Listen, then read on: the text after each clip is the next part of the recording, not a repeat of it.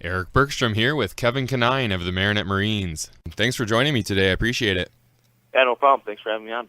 Well, let's talk about that crazy game against Freedom. You had them on the ropes leading 27-21. How was the team feeling going into the locker room at halftime? Pretty good, I imagine. Oh, yeah, at halftime we were hyped up. We were feeling really good where we were at.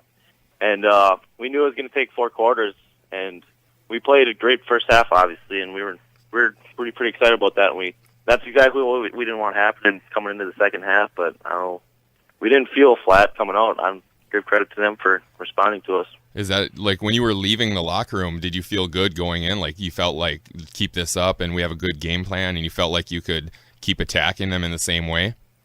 Oh yeah, we felt everything was going good. We knew coming into the second half they were going to go back to more of their bread and butter plays, which was like the power runs and the ISO runs up the gut.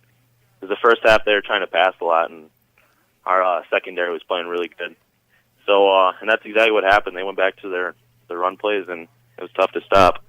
Looking at you guys on offense in that second quarter, how are you guys getting so wide open? Because in the booth, we were shocked. Almost every pass play, the wide receivers were wide open, and I was just amazed. I thought the play calling was great, but then the execution by the players, too. Was it just that everything was just working perfectly, or were they doing something wrong that you guys were exploiting?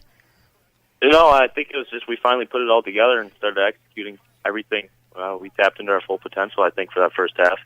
And Luke had a great game. He was buying time, running out of the pocket, making plays. He looked like Aaron Rodgers out there. I said to him after one of those plays, and it was all working, yeah. I agree with you because he was using his legs to buy time, and what the problem for Freedom was they couldn't hold long enough. You know, they could cover you guys for a little while, but he was buying so much time that the defense was breaking down, and then he was just nailing them from there.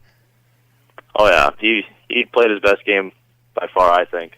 The third quarter was obviously a nightmare. What do you think was the biggest problem, and was it just once that first or second turnover happened, did it feel like everything was just going out of control and you couldn't stop the momentum, sort of?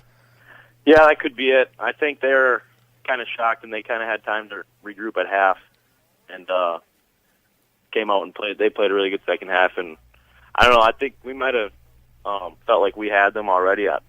We didn't really put 4 quarters together, and our first drive we were going pretty good, but yeah, turnovers started happening, and they just never looked back, and we could never respond.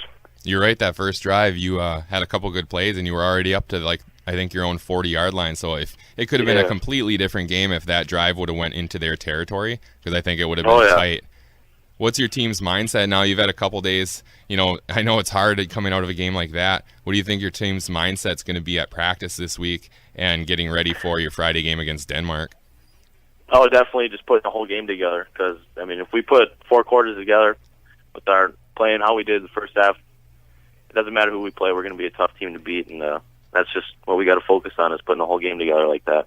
Definitely right. You had Parents' Night the other night. How special is that to you and your teammates? It was kind of a cool night because they also had an airplane fly over, which that doesn't happen very often at a high school game, so it's kind of cool. Yeah, that flyover was awesome. That was really cool, especially since it was one of our students. And yeah, how many times are you going to see a school game? But Parents' Night, yeah, that was special, seeing your parents right before a football game. It's kind of a unique feeling with football pregame.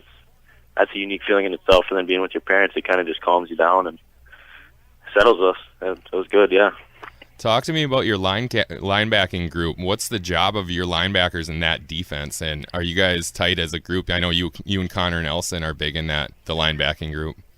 Yeah, well, every week we have usually different responsibilities, but a lot of the games, the coach likes to put a lot of the responsibilities on us. He makes the D-line take up all the gaps and stuff, so we usually we're unblocked. That's how it's usually supposed to go, and we make all the plays. But every week's different, and this week it was a lot of using teamwork. One guy would take a blocker, and then the other guy would make the play, and that's how it was supposed to go. So I know this week the coach said pretty much the whole game's on the linebackers. He put all the pressure on us, but that's all right. Well, as linebackers, we like having the pressure. So yeah, you'll take it, right? Yeah. That's one thing I have been impressed with your defense from the start of the season. It seems like people are trusting each other more instead of like doing individual things, and they're staying in their lanes, and it's really working well. You guys look, I mean, it's completely different than it was at the start of the year. You guys look so good now. Is it just a matter of getting that trust with each other, building that?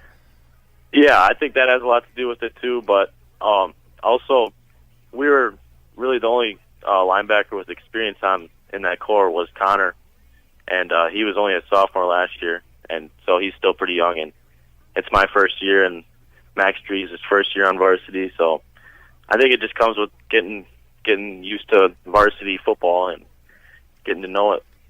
What is your favorite thing about high school football? Definitely the atmosphere. There's nothing like it, especially the second game of the